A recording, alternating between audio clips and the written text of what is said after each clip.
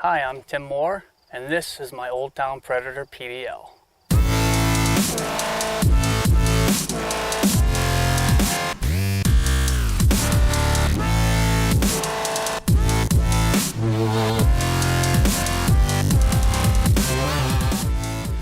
The PDL is the newest kayak in the lineup of Predators from Old Town. It was released this summer 2016 at ICAST. It won Best New Boat.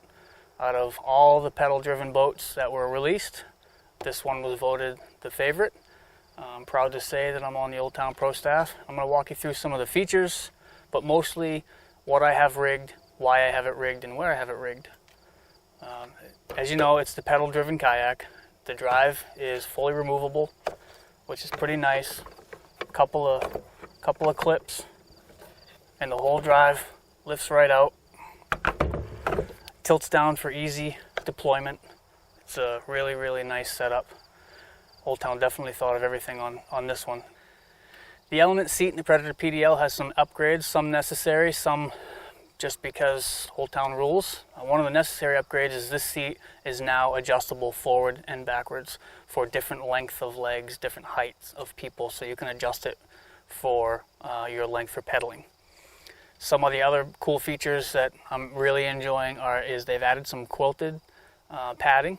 They've sewn in some padding into the seat, which makes it just a little bit more comfortable. There's a pocket now in the front that you can put tackle boxes, a cell phone, things like that to get them out of the way without having to lay them on the deck, which is really cool. This seat is now removable, which is really nice. A couple of clips here on these two straps in the back. That lifts out. Slide the adjuster knobs back, lift the whole seat right out. Take it out so you don't have to leave it when you're transporting. No more baking the seat in the sun, things like that. Really handy to be able to take this seat out. And obviously the clips keep it from flipping up when you're turning around to try to reach things in the back. If you want to stand and you want access to all this space, you can certainly pull the seat right out of the way. The rudder control, the rudder deployment is one of my favorite new features of this boat. They nailed it with this. This rudder deploy is absolutely effortless. I can deploy the rudder with one finger. No more knot to yank on with two hands.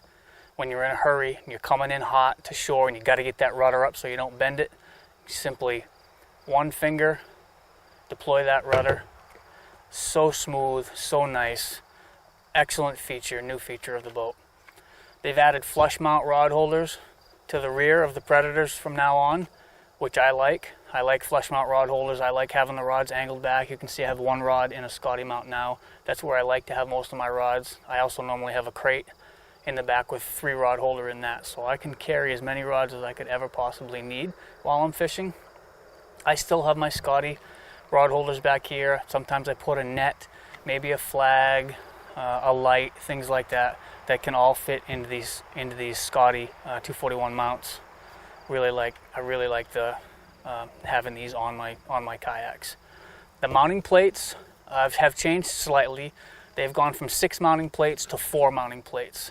They've taken the 2 on each side in the front, they've shifted them up, made one long one with the rubber pocket that used to be down alongside the seat is now up alongside here, which will also take some of the Plano boxes, can fit right in there. I can put my fish gripper in there, my pliers, some small tackle boxes, things like that. Keep them in there, out of the way, but accessible. And now I can see what's in here, so I'm not feeling for things anymore, which is one of my favorite features of this boat as well. These plates up here may look familiar if you're familiar with the Predator XL Minn Kota. These are the same plates that are on the top and bottom of the motor console and the utility console to mount your fish finder to. They've added them up here. There's an enlarged scupper right here in the middle for a transducer, and they've made it really easy to run wires if you wanted to mount the head of a fish finder here. I have a Scotty mount that I use for my GoPro, my panfish pole, to run my GoPros or my adventure cams on.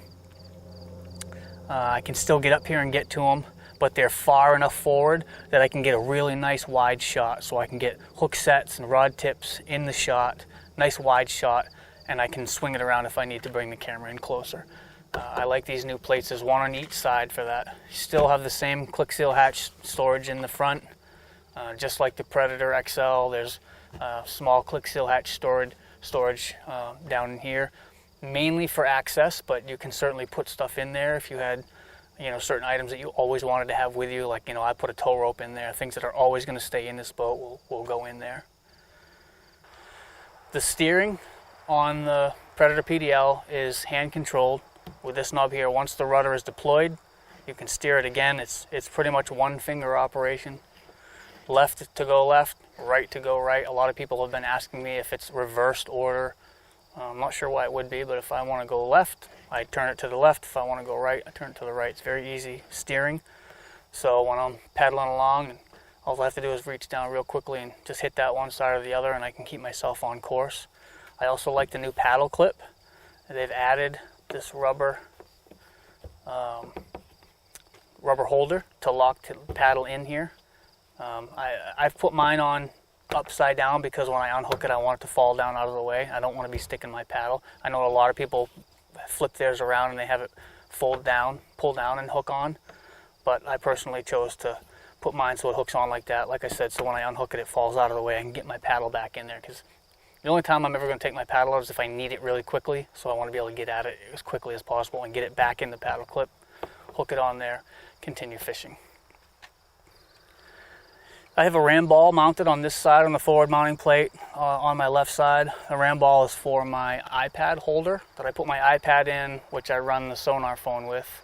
My fish finder that I use is the Sonarphone. I chose to mount it back here where I could reach it easily because I change a lot of settings while I'm fishing. I change the gain up and down. If the tide's really running hard in the salt water where I'm fishing, I'll have to turn the gain down a little bit. If there's a lot of plankton, I'll have to turn the gain down a little bit. I zoom in and out a lot, so I wanted to be able to reach it easily. That's why I chose not to mount it up here out of the way. I like it close where I can get at it and where I can see it and see all the detail that might be displayed on that.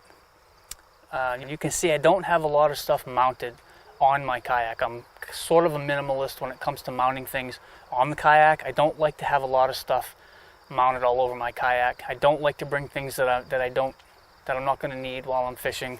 There's a lot to think about when you fish an area like the Piscataqua River where I fish. There's a lot of boat traffic, a ton of current, 5 to 6 mile an hour current in some places, a lot of boat traffic, a lot going on. If you get a fish on, you've got a lot to think about, and the less I have to worry about as far as getting tangled up with or hung up with on the deck of my boat, the better. So I don't mount a ton of stuff, mostly Scotty mounts because they're so universal with all the Scotty equipment, and that's pretty much it.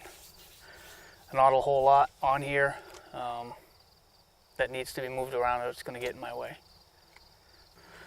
So I'm running the Sonarphone SP200, the T-Box, on this kayak as well as my other kayaks. I didn't want to drill any holes in this one. You can, I've seen some folks drill their transducer wire through the hull right here and put a rubber plug or something like that. I thought it was just as easy to run this cable right inside. This is where the battery, this is where the T-Box is going to be anyway, so I can run it over here. The hatch still closes. I can still lock it. It's going to be, pretty much as watertight for what I need it to do for rain protection as possible, as I need it to be. I rigged up my transducer on a piece of PVC. I just split it down the middle, heated it with a heat gun, and pushed the transducer mount up through it so that it was soft and melted, and let it cool. So it formed around the transducer mount, and then I just drilled a hole through it and put the stock screw that came with the transducer through that hole. And then I silicone, so I ran that PVC up through, and then I put a T on top to keep it from falling down through. But I didn't glue it with PVC cement. I glued it with silicone because I might want to be able to take it out one day, and it's going to be easier to break that silicone free, but the silicone will hold tight enough that it's not going to fall out, but I can break it loose. If I were to use PVC cement, there's no way I'd ever get that thing off there. I'd end up having to cut it out, and God knows what kind of damage I'd do to the kayak. So I did not use PVC cement on that. Simple. It took me about 15 minutes to make it, and it's held up just fine. It keeps the transducer up underneath the bottom of the kayak so it's protected when I land, and keeps it out of the way so it doesn't get damaged. And it works great, just as good as any of the other mounts that I have it on. For more information on the Predator PDL, go to predatorkayak.com.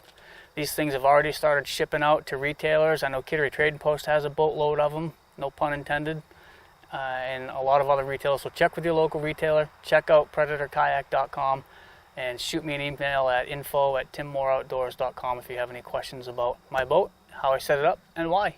Thanks for watching.